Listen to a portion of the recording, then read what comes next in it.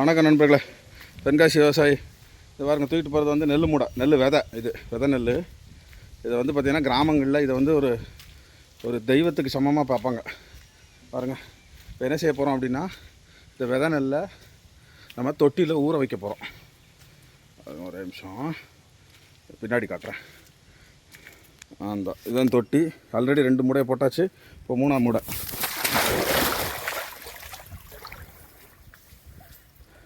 இது என்ன செய்வோம் அப்படின்னா 24 ஹவர்ஸ் இப்போத்துலேருந்து. இப்போ மணி என்ன கரெக்டாக 8 o'clock. அதாவது இன்றைக்கி 8 மணிக்கு நம்ம ஊற வச்சுருக்கோம். தேதி 22. 22ஆந்தேதி 8 மணிக்கு ஊற வச்சுருக்கோம். இது என்ன செய்வோம்னா 23ஆந்தேதி 8 மணிக்கு வெளியே எடுத்து, அதுக்கப்புறம் கரெக்டாக அதுலேருந்து ஒரு 1 day வெயிட் தூக்கி வைக்கணும். இந்த நெல் மேலே வச்சோன்னா முளை கட்டிடும்.